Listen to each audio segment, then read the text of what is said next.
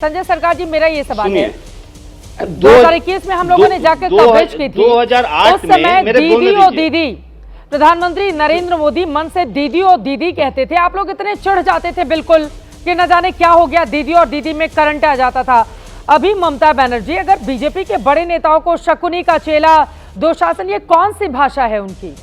मतलब ये हाल हो गई है, मतलब चुनाव लड़ेंगे आप इस तरह के शब्दों पर? संजय सरकार जी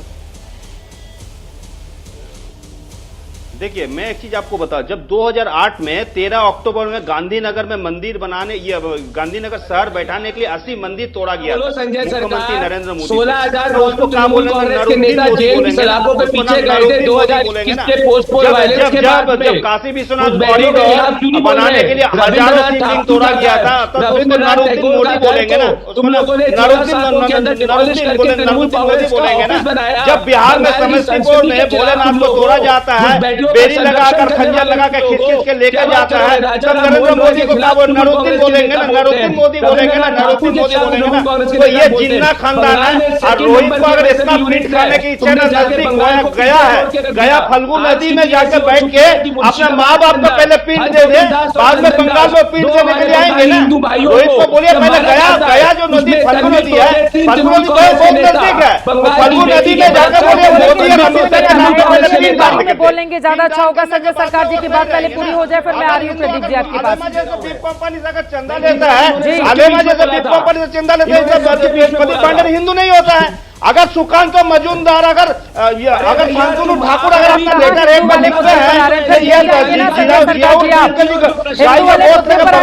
जाएंगे तो वो हिंदू नहीं होता है। होता है कि लिस्ट निकाल कर रखी हुई है कि कैसे कहीं पर साउथ दमदम में रामनवमी की पूजा से रोक दिया जाता है तो कलकत्ता हाईकोर्ट की फटकार लगती है। हनुमान जयंती के जुलूस पर पश्चिम बंगाल पुलिस लाठीचार्ज कर लेती है। मुहर्रम को लेकर दुर्गा मूर्ति विसर्जन पर पाबंदी लगा दी जाती है।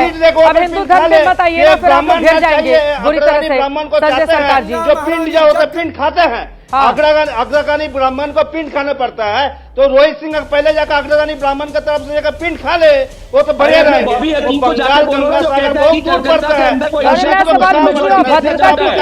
दुर्योधन दुशासन फल्गु नदी के ऊपर में क्यों करवाई जा रही है? मोदी और अमित शाह को पिंड दे दे, तब तो ठीक रहेंगे ना। अगर पिंड देने का इतना ही शौक है इनको। चलिए मैं आपको लेकर आती हूँ संगीत रागी जी। तो पहले रोहित सिंह, अरे संजय सरकार, तो माँ बाप को पिंड देने के लिए बोलिए, नरुद्दीन मोदी जो नरेंद्र मोदी है उनको पिंड देने के लिए बोलिए, नादिर शाह का भाई, इनका मानसिक संतुलन ये कौन सी भाषा है संजय सरकार जी? हो जाएंगे ना। वो शतायु हो उनके और ज्यादा बड़े, कैसी भाषा बोल रहे हैं संजय सरकार? ये और ये बिल्कुल गलत बात है। रोहित, आप भी गलत बयानी करते हैं। ये तरीका नहीं हो सकता है डिबेट का कि यहाँ पर आकर किसी के नाम में हम बानो जोड़ दें, किसी का पिंडदान करवाएं।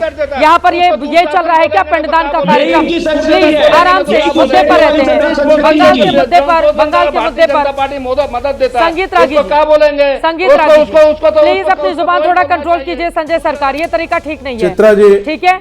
और कहा जाता है कि जितने भी आप लोग अपशब्द बोलते हैं प्रधानमंत्री जी के बारे में, उनका उतना ही बहुत भला होता जाता है संजय सरकार जी। तो कृपया उनके बारे में बोलने की पहले 10 बार सोच भी लीजिए। और ये तरीका नहीं हो सकता है देश के सबसे बड़े नेता को लेकर इस तरह की अभद्र टिप्पणी करने का। ये बिल्कुल गलत बात है संजय सरकार।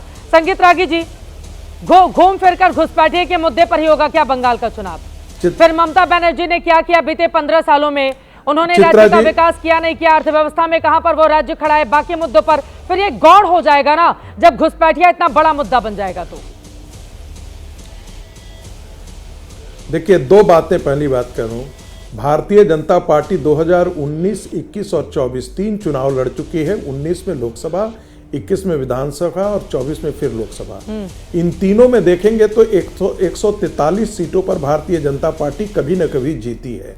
271 सीटें ऐसी रही हैं जहां भारतीय जनता पार्टी नंबर 1 या सेकंड के स्तर पर आई। तो बंगाल विजय ऐसा नहीं है कि असंभव दुर्ग है जिसे भारतीय जनता पार्टी ने। दूसरी बात ध्यान रखिएगा, BL संतोष जी ने जो कल कहा था परसों कि ये हमारे लिए सिविलाइजेशनल बैटल है, और बंगाल का भविष्य बंगाल के हिंदुओं के हाथों में। सबसे कठिन दौर तब होता है जब एक हिंदू जो है जिसको 37% मुसलमान आकर के उसके लिए एक मैंडेट है। अरे यार, तुमको मुंह का बवासीर हो गया है क्या? तो गंभीरता दिखा लीजिए प्लीज। हम बोले ना, बंगाल में तो तब आ सकता है चित्रा जी जब एक चीटी के होठ में लिपस्टिक लगा सकते हैं। क्या ये लिपस्टिक लगा सकते हैं? यहाँ पे लिपस्टिक लगाने का कोई कार्यक्रम चल रहा है कि क्या? फालतू की बात से खराब हो गया है क्योंकि भारतीय जनता पार्टी का 38% वोट आ चुका है बंगाल के अंदर, इसीलिए अगर ये संभव नहीं है तो बंगाल में भारतीय जनता पार्टी को सत्ता में आने का संभव नहीं है। चित्रा जी बोलिए दागी साहब। चित्रा जी उनका बंद कर दीजिए, बस दो लाइन में बोलूंगा। अगर चीटी को वोट में लिपस्टिक लगाएंगे तो भारतीय जनता पार्टी आ सकता है। हाथी को गोद में बेटा बोला था 2016 में, बच्चर को साड़ी, जब 2016 में बोला था ना, 2021 में सबसे प्रमुख विपक्षी दल बन गए। देश में 3 सीटों से 77 सीटों पे अंदर आ चुके हैं। अब जाके सरकार भी बनाएंगे। प्रदीप जी एक सेकंड संजय सरकार जी हम नहीं बोल रहे, संजय सरकार जी ये चौथी बार आप रिपीट कर रहे हैं चीटी के होठ में लिपस्टिक लगाना। सर ये कॉमेडी का शो चल रहा है या कोई आप कॉमेडी वाली टैबलेट खाकर आए हैं? ये कॉमेडी का शो चल रहा है क्या? सर आपको ही शोभा देगा चीटी को लिपस्टिक लगाना? क्या जिस दिन लिपस्टिक लग जाएंगे भारतीय जनता पार्टी उस दिन सत्ता में आएंगे। हम बोल रहे हैं मच्छर जिस दिन तब आ जाएंगे। संजय सरकार, भारतीय जनता पार्टी की 2026 में बंगाल में सरकार बनेगी। संजय जी आप प्लीज अपनी बात पूरी कीजिए और संजय सरकार गंभीरता से सुनिएगा, आपके भी काम आएंगी उनकी बातें।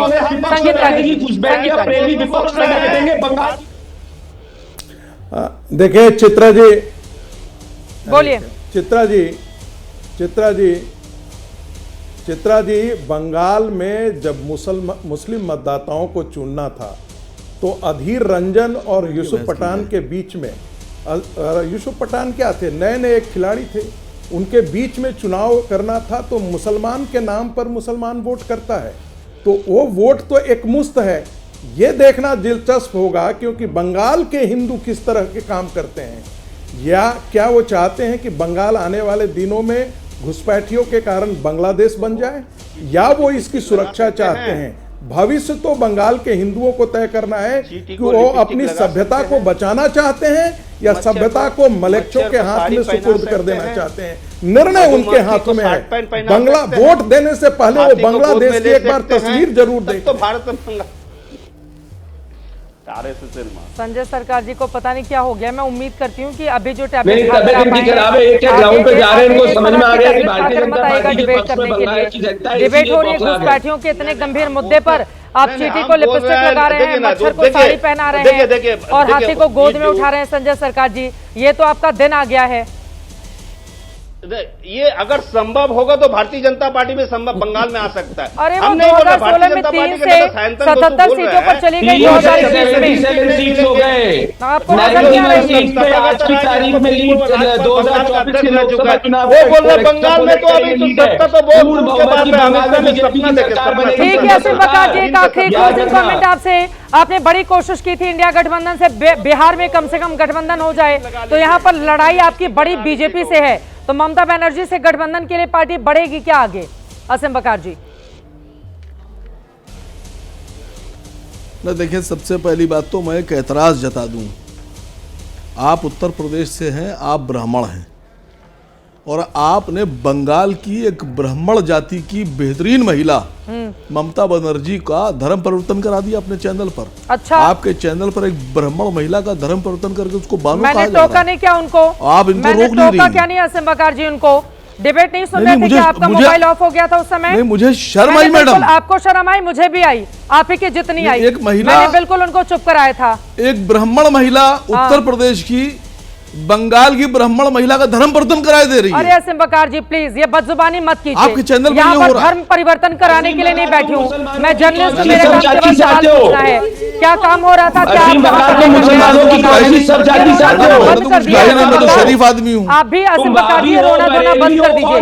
मैंने बिल्कुल, मुझे आपत्ति है इस बात मैडम, मैं तो शरीफ आदमी हूँ, मैं तो कुछ कहा ही नहीं। मैंने बीजेपी की लड़ाई होगी, वो लोग आपस में लड़े। आप आपत्ति कीजिए, आपको रोहित सिंह बाबत उन्होंने कई बार पश्चिम बंगाल में सरकार बनाई है। करना चाहिए थी रोहित सिंह आसिफ पर। बकार जी, एक सेकंड, मैंने बिल्कुल ऑब्जेक्शन किया था। अब मैंने पूछा आप जाकर उनसे गठबंधन करेंगे नहीं करेंगे बकार साहब? बुड़बक समझते हैं मुसलमानों को आप लोग। ममता बानो का दिया तो क्या हो गया? इससे बाहर चली गई क्या ममता बानो? अगर कोई ब्राह्मण, आप तमाम मेहमानों का बहुत धन्यवाद हमारे साथ चर्चा का हिस्सा बनने के लिए। घुसपैठिया एक बड़ा मुद्दा है।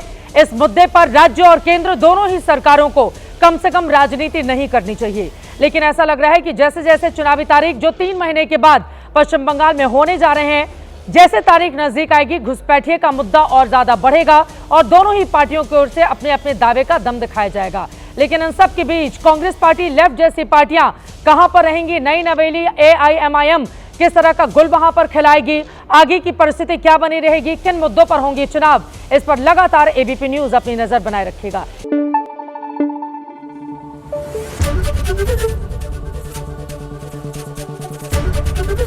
ABP न्यूज आपको रखे आगे।